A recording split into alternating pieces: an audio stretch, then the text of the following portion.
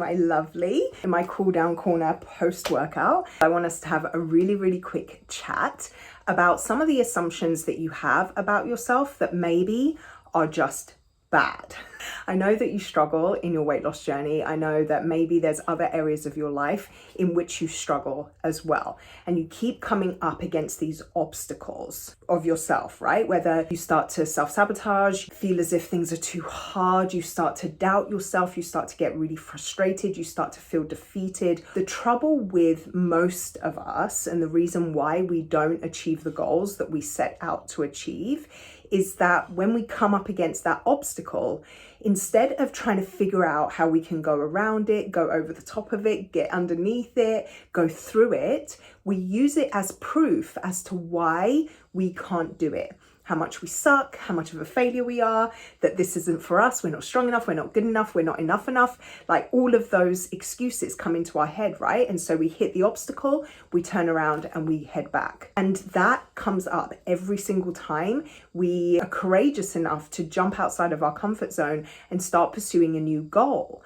And so the trouble with that is that it shows up everywhere, right? I heard someone say once, the way you do one thing is the way you do everything. And so in your weight loss journey, for example, if you're always coming up against this particular obstacle, maybe it's emotional eating, maybe it's binge eating, maybe it's managing your emotions, managing your stress with food and negative behaviors, every time you come up against that obstacle and you always turn around and go back, you quit on yourself, you stop doing the things, then every single place where you come up against an obstacle in your life, you're going to choose that same response. You're going to quit. This is why we don't achieve the goals that we have. But here's the thing, and this is something that I think is incredibly important. Your belief in yourself and your self-respect, your sense of self-compassion and self-worth has to be at the center of all the things that you're doing. And what I mean by that is when we have that sense of self, you know, our value is set, we know who we are, we believe in ourselves, we're respectful of ourselves, we treat ourselves in a good way. Whenever we hit that obstacle, we're much more compassionate with ourselves, much more patient with ourselves, and we get much more creative about how we can circumnavigate it or get through it. We no longer use the obstacle as a way to self-flagellate or a way to prove how much we suck. Instead, it's just another hurdle we need to jump over in order to achieve our goal. So perhaps the reason why you're struggling in your goal achievement, whatever that looks like for you, is not that you can't do it. It's not that you haven't found the way that works. It's not that there's something wrong with you and it's just impossible for you.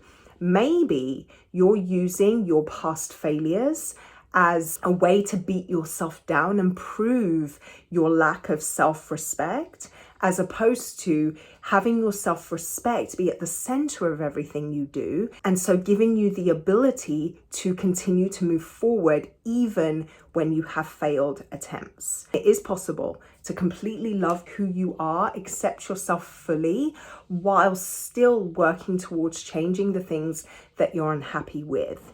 We're not going to be happy with ourselves, be respectful of ourselves, be compassionate towards ourselves when we get to X.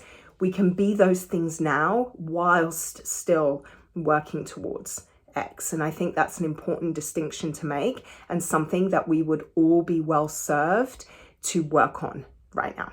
I hope this served you. I hope it gave you something to think about and something to truly gravitate towards. How are you loving yourself right now? Below in the caption notes is where you can find me on all my social media handles, TikTok, Instagram, Facebook, even on my website. Come and say hey, slide into my DMs and let's further this conversation. Until next time, take care.